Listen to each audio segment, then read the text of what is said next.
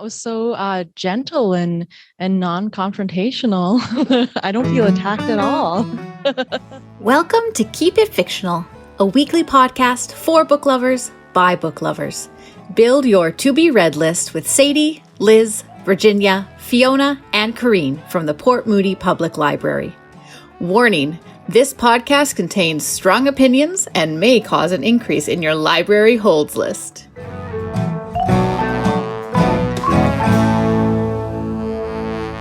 Hello, everyone. Welcome to another episode of Keep It Fictional.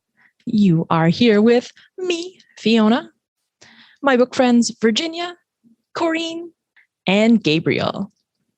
And today we have a very Canadian episode for you. We will be talking about this year's Canada Reads picks.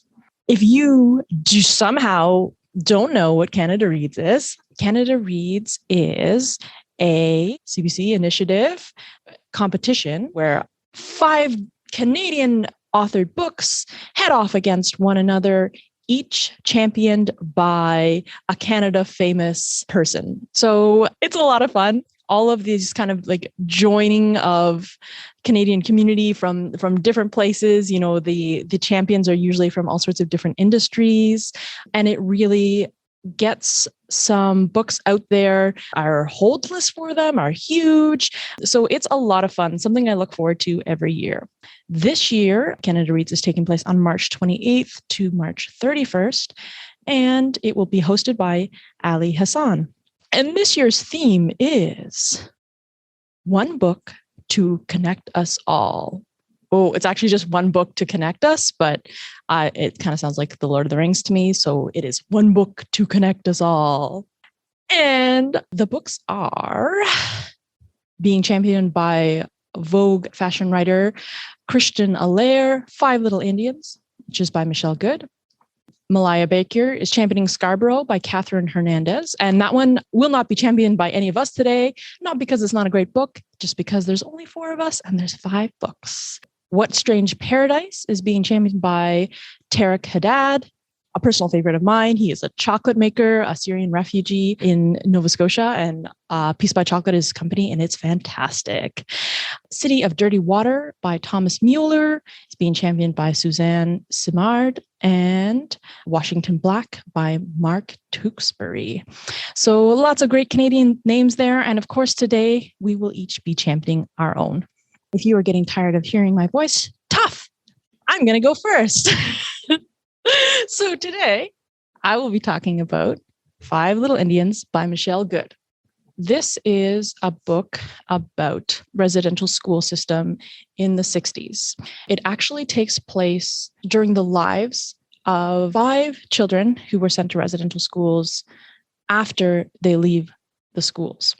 It takes place in BC, and many of the characters end up living in Vancouver with some very specific locations called out, which was pretty neat to read as someone who lives in Vancouver and just saying, oh, you know, at the junction of Main and Hastings, and being able to actually like picture where that is was really neat. And again, really drives home, especially since this is a little later than some of the other books that I've read about the residential school system, really driving home, this happened here.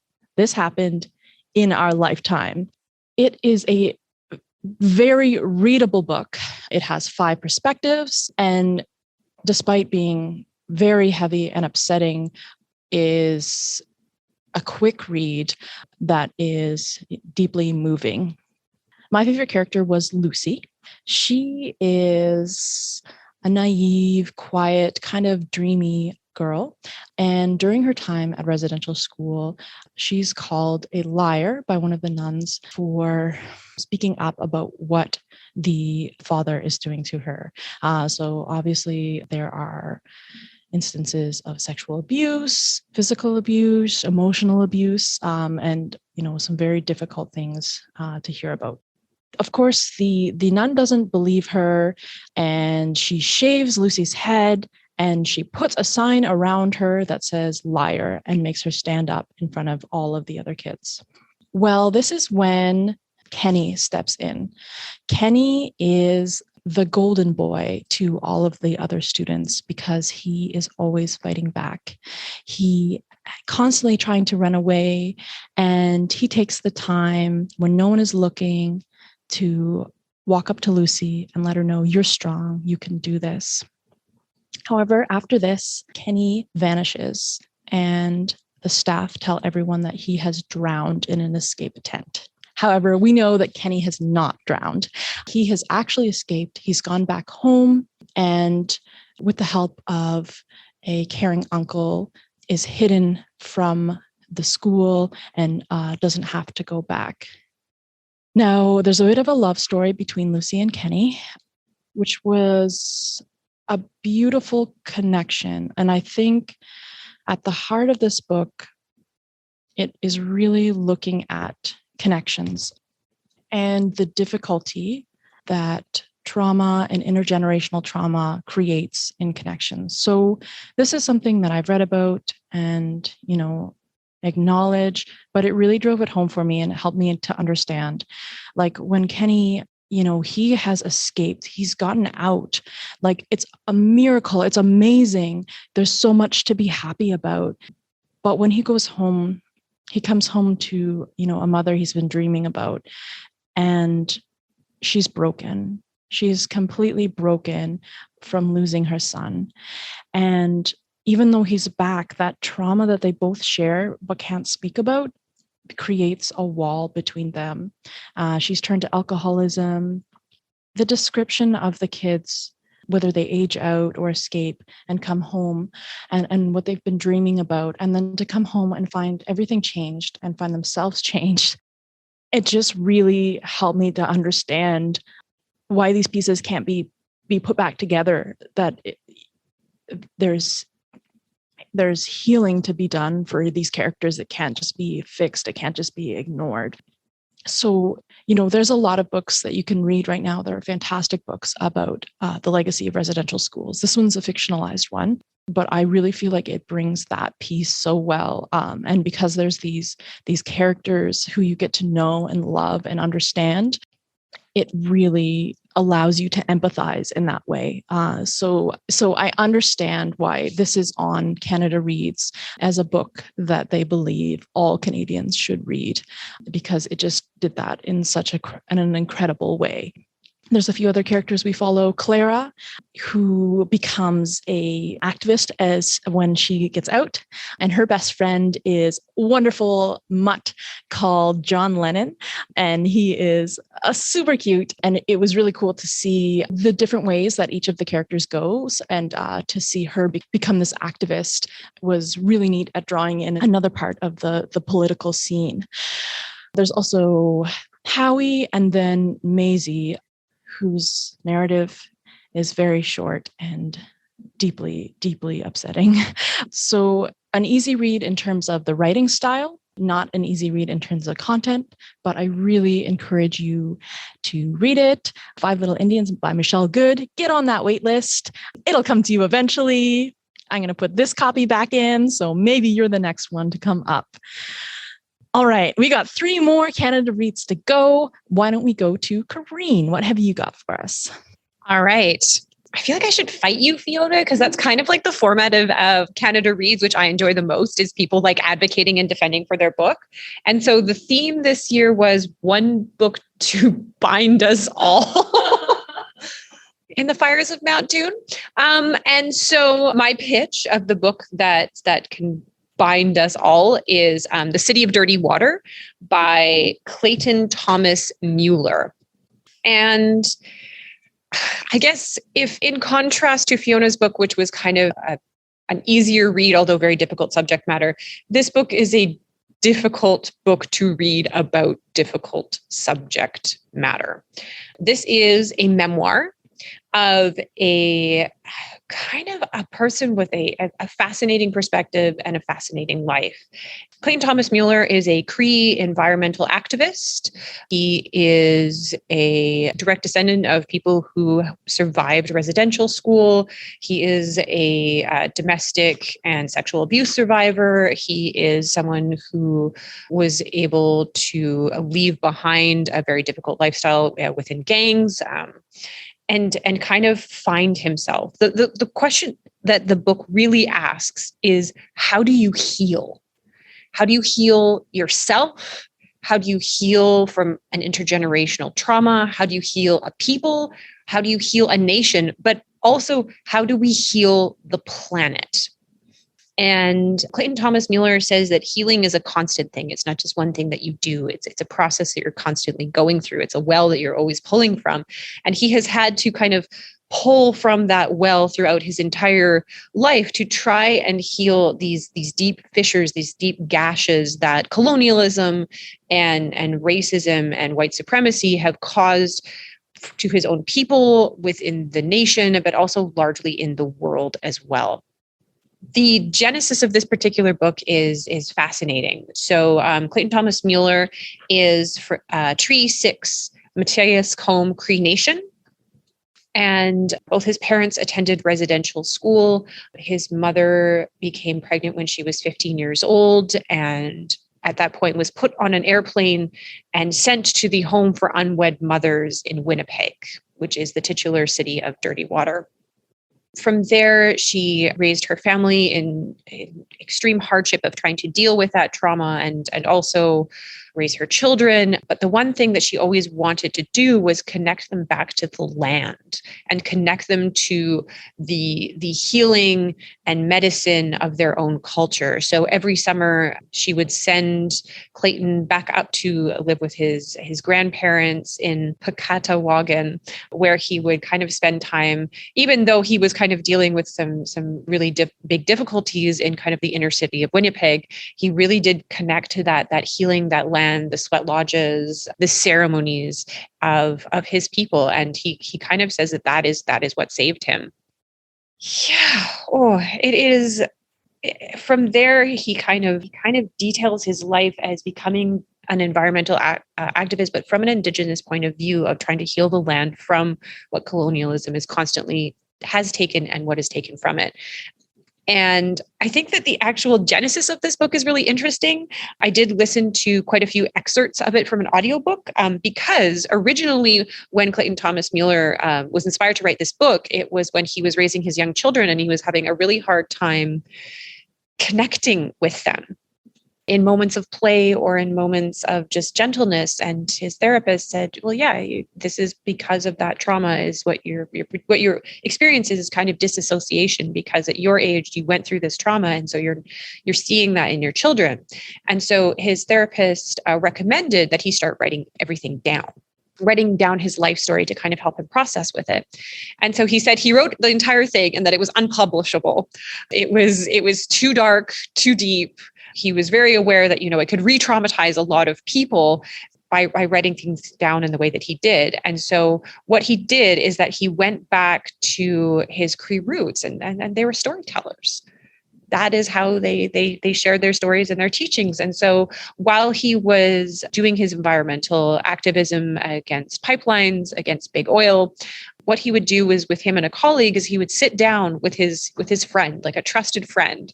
They would put their phone down in the middle of him and he would just tell him the stories. And he would tell him about his life and about his experiences and his healing. And he would just sit there and talk through it. And that eventually ended up becoming a documentary film, which you can see on CBC, and eventually became the manuscript for this book. So they took all of these conversations that they had between them and they just did voice to text. And that ended up being the first manuscript of this book. And while I enjoyed this book, I actually think it would have been stronger and more powerful as an audiobook. I really enjoyed Clayton Thomas-Müller. Is not here to pacify anyone. He's not here to sugarcoat any truths. He is not here not to point fingers. He is wonderfully, wonderfully angry, as he should be. And I really appreciated that in talking about what needs to happen for this nation to fix itself or right itself, is that it really does need to confront a lot of these truths and a lot of this trauma of residential school. It has been described as gritty and inspiring. It definitely is gritty. It's hard to read at points. There is a lot of discussion of the reality of his life, whether it be the sexual abuse that his father suffered or his own. But I think that it's also an important story of how someone becomes a warrior, how someone can experience all that and still within their own culture find something that makes them a fighter. My money's on this one. My money's on this one, people. It's really good. It's a difficult read, but I think it is an important read because I think that, as a white settler, I don't really understand what the experience is of an Indigenous person in an urban area in Winnipeg, where my mom lived for a really long time. So I think that in order to come together, we need to understand each other better. In order to connect, we have to accept the ugly parts of ourselves and we have to accept the ugly parts of our history. And that is the only way that we can truly connect. And so for that reason, my vote is for City of Dirty Water. Thank you, Corene. That was so gentle and non-confrontational. I don't feel attacked at all. So hard. Well, we'll have to watch closely when they actually have the competition and, sit there and root for our own books. Okay, we are going to move on to Virginia. Tell us about what you've got, Virginia. Sure. I chose What Strange Paradise by Omar El Akkad. This is a story of a refugee experience. And we have on this show talked about a few books that I would like to just promote again one more time that we think are great stories that help us understand and help us get a sense of what their life is like. When Stars Are Scattered by Omar Mohammed and Victoria Jameson, a graphic novel, and also Everything Said Isn't True by Daniel Nanayari, both highly, highly recommended on this podcast. Urge you all to read it. Both stories are told by the author's personal experience as a refugee, with such, at least I know for Everything Said Isn't True, with such humor and really kind of remind us all the things that we see on media as what we picture when we hear the word refugee, and sometimes how wrong that is. Omar El Akkad is not a refugee himself, but he wrote this story of the global migrant crisis because of his work and how he draws his experience as a journalist for more than 10 years in the Globe and Mail, covering story in Afghanistan, the Arab Spring, Guantanamo Bay, and also because he was born in Egypt and then he moved to Canada when he was a teenager. When he goes back to Egypt, he gets to talk to people about their attitudes towards the Syrian refugees. And he draws from all of that. And it's a story that has been percolating since 2012. And he started to write this story, What Strange Paradise. The story begins with an image that I think many of us remember, and it is what sparks more outrage than anything else. The picture, the photo of the body of 3-year-old Ellen Curdy, who drowned in the Mediterranean Sea along with his mother and brother in 2015. The book begins with an image, with a scene just like that. We are on an unnamed island and we see bodies on the beach. This is an island, the famous tourist destination where people come and enjoy the beach, enjoy the sun, enjoy the sea. But today the beach is closed because there is another shipwreck and there are bodies everywhere. And as we zoom and focus into this one little boy's body, 9-year-old Amir, his eyes opened. As Amir tried to make sense of where he is, what's happening, what's going on with everybody that is around him, he hears noises and he hears people talking and he tries to sit up and he sees that there are soldiers. There are soldiers close by walking towards him. And he knows that he needs to go, he needs to run, he needs to get himself up and run away. And when the soldiers spot movement, they follow him. They started to give chase. And he's just crashing into everything, trying to get away. And finally, he comes to a house and he stopped because there was a girl in front of the house. and they stare at each other for a while. Meanwhile, in the background, you can hear the noises of the soldiers, and the girl motioned him to come in, to go into the barn and try to communicate to him to stay silent, to stay hidden. They can't communicate because they speak different language, but she tried her best to let him know that it's okay. I mean you no harm. From inside the barn, watches the girl walk back outside. And then as the soldiers approach, they exchange words, and he saw the girl pointing far away, away from the house, away from the barn. And so the soldiers started moving that direction in pursuit again. From there, we get the story in a before and after. After is when we have Amir, 9-year-old, and Vanna, the girl, not that much older, and how they try to evade the soldiers, how they try to figure out, well, now what? What should we do with Amir? Who can we go to maybe get help that won't send him back to the soldiers?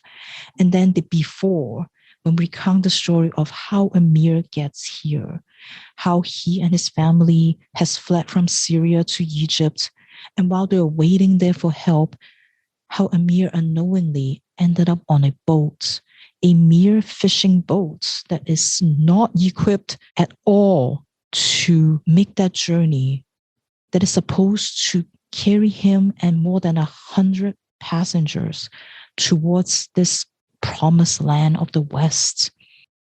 What Strange Paradise is, I feel like it's a story very much about dichotomies, or maybe what seems like dichotomies at the time, how we as humans like to group things. We like to pit things against each other. From the story structure with the before and after, and how in some way knowing the end of the story right from the beginning, knowing actually what happens to these migrants, how that changes the way you read the story. And then the writing itself, it feels very sparse. Sometimes they almost feel clinical in some ways, but yet there are so many scenes and so many words, so many commentaries that evoke such powerful emotions, whether it is emotions of anger, of shame sometimes, of how we look at ourselves, forces us really to look at ourselves. How do we see refugees? And the dichotomy of hope and despair.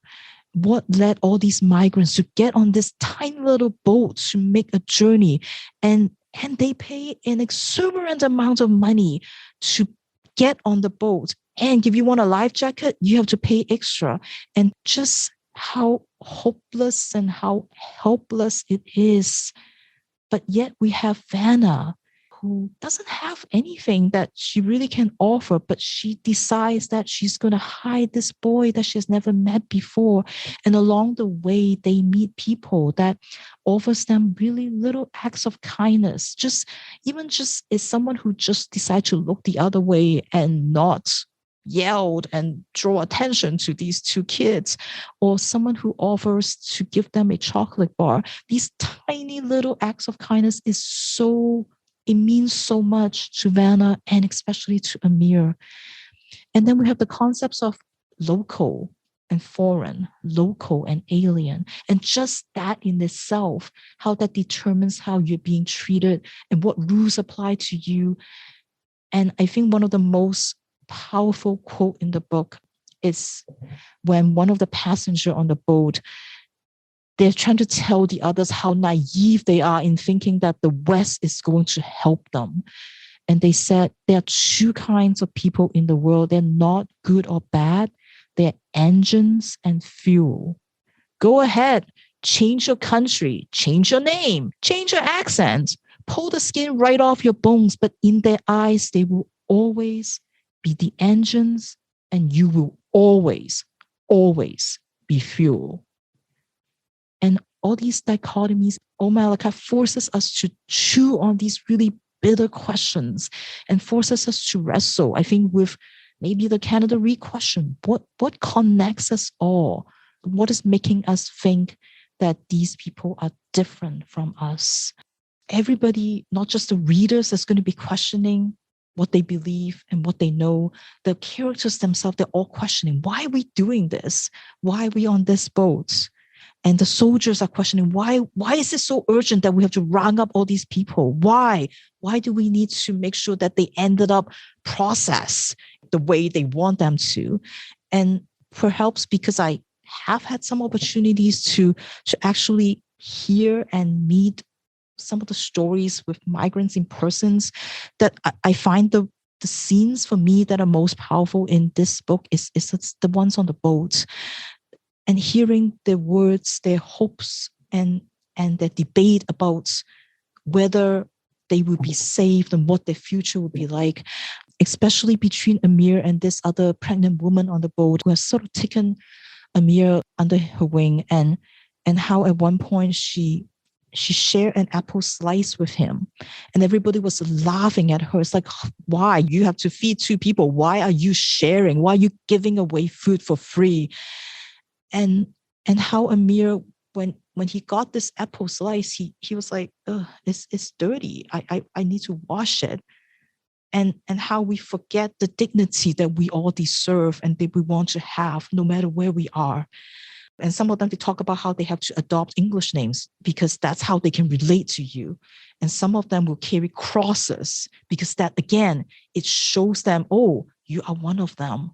Even though she doesn't know English, she can't speak the language, she practiced this few lines that she was told, just make sure you can say these few lines and you will get help. And so throughout the whole journey, she keeps saying to herself, hello, I'm pregnant. I will have a baby on April 28. I need hospital and doctor to have safe baby. Please help.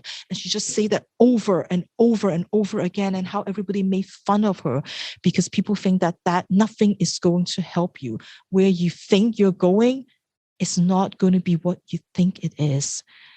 I don't want to spoil the ending of the book, but the beginning and the ending of the book, it kind of begins and ends in the same place. And it is so fitting because it shows us how easy it is for us to get, it's just like me right now, getting really enraged in like thinking about the book, thinking about sort of like the state of the world, and that how easy it is the next day for us to forget about the whole thing.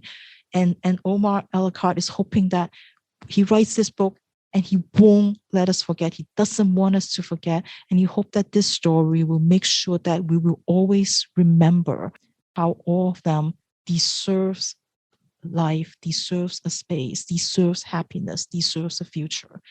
So if you are looking for another great story to get to know and to kind of really experience this refugee experience, highly recommended What Strange Paradise by Omar El Akkad. Thank you, Virginia. Sounds like a beautiful and very human book. I'm gonna take a deep breath. I thought that we could move on to our existential question. And it's really more of an anecdote, or try not to get too much into reverence, but I would like to know from each of my book friends, what is a place in Canada that you love? It's a place that's special to you. Could be a specific, business or a province or anything. What is a special place? So I've been a lot of places across Canada. So picking a very specific place, I think would be really, really hard for me. But I know what my gut response is, and it's New Brunswick, which people might not expect given that it's a drive-by province, often called the Alberta of the Maritimes. It's a little bit, as someone who's been all across the East Coast, who's seen super amazing things, as well as maybe some of the really touristy things like Peggy's Cove or whatever, I did love Nova Scotia, but there was something about New Brunswick while I was there that was very, I think, understated, and they didn't feel so much like they had something to prove. They just sort of were. And there's a little town called St. Andrews, and it's near the Bay of Fundy, so tides are very high, and there's a lot of little things that you can visit around there. But my friend and I went on a trip, and at the last minute on the way home, we decided, based on a text from another friend saying, have you ever gone to St. Paddy's Falls? and we hadn't. And so we decided to, and it was a beautiful trail. It was unmarked. I parked my car on the side of the road and we just hoped for the best. Wandered around, had some vague directions, and found a frozen waterfall that we climbed. And that was really, really cool. And so St. Paddy's Falls outside of St. Andrews, New Brunswick would be my place in Canada. Thank you for sharing that. We're glad that you survived that precarious situation. Corene, I know you have thoughts. I think your home province just got slammed, so yeah, and I'm here to defend. Maybe not the politics of.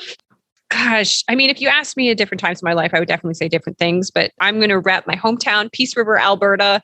It's been such a long time since I have been able to visit it, and it's a beautiful valley with a river running through it, and yeah, Peace River in the fall. And just like all the trees, all the leaves turning color. And there's a particular drive that I had to go on the school bus every morning where you just kind of crest over that hill and the sun is just rising and you can see the water and the beautiful hills and the sunlight kind of dappling all of it. Yeah, that's where I'd go. Beautiful. All right, Virginia, I can't wait to hear your answer because I know that usually like here is your answer for like places. Like what's the best place like where I don't have to go anywhere? So, well, I actually have an okay answer for this one. It's not here for once. I'm going to pick the first city that I've been to in Canada before I moved here, Scarborough. Yeah, which is weird because that is the name of the other book that we didn't get to talk about, which I was tempted to read. But Scarborough, because before my family came to Canada, my sister was already in Toronto, and so that's where she lives. So the first time I set foot in Canada, that's where I went, and it was a very strange experience because Canada is so ginormous compared to Hong Kong. So it's like you drive forever and ever. I'm like, when are we going to get anywhere? What is going on here? And everything is ginormous. Like I remember going to like a superstore. I'm like, whoa, what is this place? Like everything is just really, really strange to me. So I think that's probably made the biggest difference because I've like, also there's not really like houses in Hong Kong. So I'm like, houses, what is this? That's my first experience of Canada. So I think I'm going to pick Scarborough just because of that.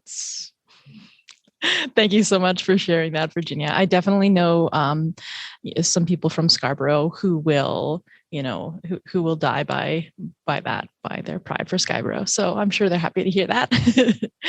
And thank you, Gabriel, for doing the East Coast because that allows me to pick somewhere here. I actually spent a summer up in Hazelton, BC, which is halfway up the province, but felt pretty northern. And it is this beautiful little village. Half of it is Gittimax, a Gitxsan reserve.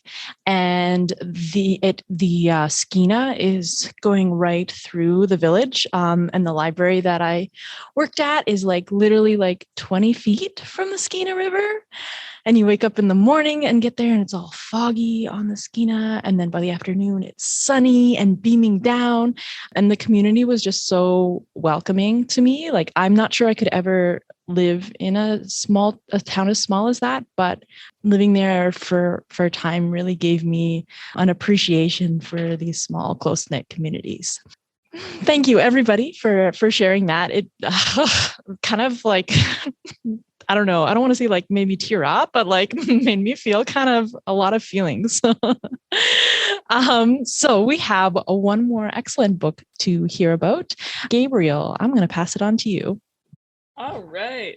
So I read Washington Black by Esi Edugyan. Esi Edugyan is Ghanaian Canadian. She's the first Black woman to win the Scotiabank Giller Prize. She also wrote a couple other books. One's called Half-Blood Blues, and the other one is The Second Life of Samuel Tyne, I think is how it's said. And she's also done some nonfiction stuff, but those are her like bigger novels.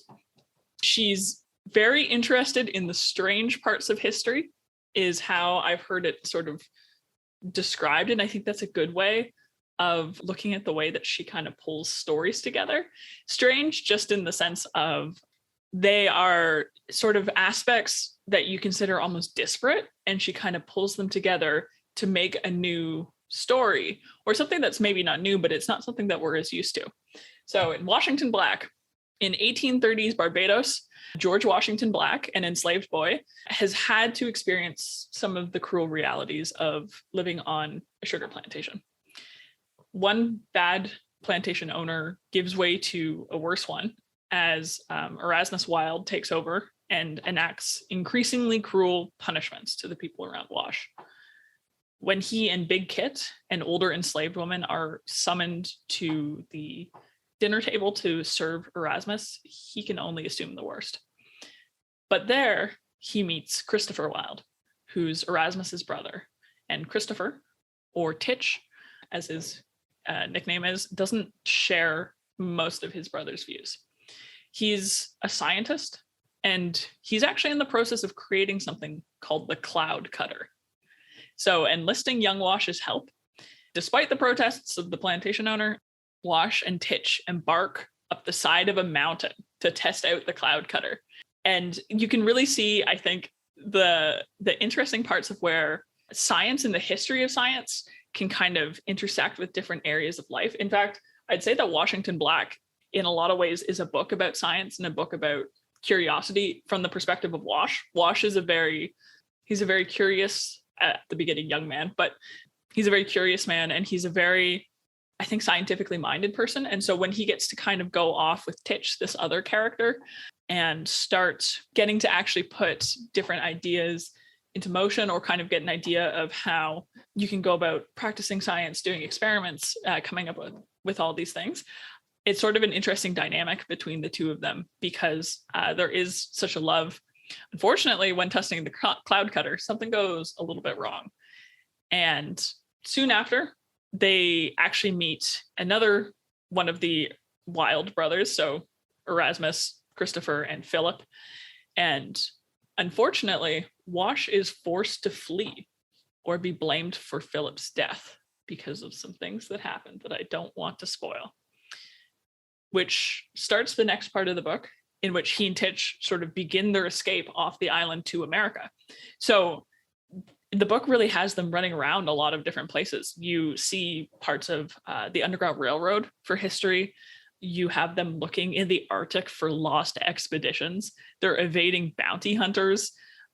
Wash actually eventually makes his way to Nova Scotia, which is fun for a Canadian perspective, and also to England, and all of which there's some of it is very much travel that's influenced by his surroundings and his reality.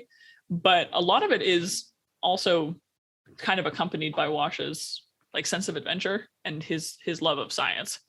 So the book actually takes inspiration from something that happened in real life, in real history. Washington Black, the character, was inspired by Andrew Bogle, who was a formerly enslaved person who was sent after Roger Tichborne, who was a man who was shipwrecked and presumed dead. And Edugyan is really good at really picking at these little historical threads and then finding the inspiration to put them in the story, because it's by no means a one-to-one kind of experience reading it, but you can see where the actual historical context comes in and kind of informs why she would make certain decisions, or how she wanted to approach certain concepts. So while the book is an antebellum novel, it also kind of asks what we can do with that genre, and also what we can do with post-slavery narratives in general. Wash and Titch have a really complicated relationship throughout. Sometimes I liked it and sometimes I didn't. And I think that was kind of the point, was they do bring out interesting aspects of each other in some ways that are good aspects, but it's also an eye-opening relationship because there's an inherent power imbalance that's kind of baked into the early stuff, and the effects of which kind of continue even as Wash gains more and more freedom, because it is a relationship between the colonizer and the colonized. And so there's a lot of really interesting things, I think, that are said in the book about it, maybe some of them more explicitly and some of them through implications, because it's not even though it's sort of like a fun adventure book, it's incredibly like fast paced. It still like understands that there are certain aspects of history that you can't really gloss over, and that will be sort of present no matter how much you might have fun looking in the Arctic or building aquariums or whatever other kind of adventures the characters go on. So I would almost say it's kind of similar sounding to Five Little Indians in the sense that there are some very dark topics that are addressed, but the writing style is so fast paced that while you kind of have like a visceral reaction to some of it, it's still very like quick to get through. And it doesn't really slow down at all, which for some sections of the book, I kind of feel like I would have appreciated, just because she likes to throw twists at you and then not really give you time for them to sink in. And so I would learn a whole bunch of information and be reeling from it, but the characters would have kind of moved on. And I'm like, okay, can we hang out here for a little while so they can pick through some emotions and I can pick through some emotions? But it is really a great book for anyone who likes adventure or historical fiction, as I think it's a really unique take on both. She definitely has a way of making history really fun to read. And as a history major, that's something I always love, is being able to sort of take a book like this. And I definitely feel like I could take Washington Black and go up to most of my friends and say, hey, you would like this. You would like this. You're going to have fun reading it. Maybe even if it's not your normal cup of tea. I think it's one of those ones that can, maybe not in the same way that the other books really push that idea of like one book to bind us, rule us all, whatever the non-Lord of the Rings version is. While the other books, I think, have like very specific takes on it, we have a book that is maybe going a different way in terms of genre. And so it's sort of saying, hey, we've talked about a lot of the different ideas that are present here in other really, really amazing books. Now we can do something that's maybe a little different. And so especially like as just a story to read, it's got a lot of really cool elements that I think it has something for everyone. So that's why I think it could be the one that binds us all, because everybody will find something fun in this book, or not so fun, depending on what you're looking for in reading. Okay, so Fiona's gone. Yes, Fiona has a thing, and Corene has a thing. Corene is also gone. So I feel like it must be our books that won. I think so. You know, I feel like your book deserved to win. This is a really, really fun book, but just like the difference in tone when I was listening to everybody else's books, I was like, I don't think this book is the one. But Washington Black and I think mine too, like they're both won some other awards already. Yeah. So, you know, they are pretty, so it's interesting. It's always interesting to see what they pick, you know, as books for their Canada reads. So and I mean, all 5 books sounds amazing. And I'm pretty sure Scarborough is too. Like I read one of Catherine Hernandez's other book, which we'll talk about on this podcast, and it was amazing. So I'm pretty sure Scarborough is just as good. But exciting to kind of hear the debates and, find out what they say, you know, about the books and all the champions. In case you don't know, March 28th to 31st is when they do their Canada Reads debates. You can tune into the debates either on radio, on TV, online. So there's multiple ways for you to listen to them. So we are going to be, I think by the time this episode air, it will just be a couple of days before the actual debate starts. So and I hope you pick up all these books. Like Fiona said, we'll all return our copies so that you can get a hold of them soon. So well, thank you again for joining us for another Keep It Fictional podcast and also a video chat. We will see you next week again. Bye. Bye. Thank you for listening. If you like our show, please tell a fellow book lover about it. You can find a list of all the books we discussed in our show notes. Join us next week for another fun book chat. Until then, keep it fictional.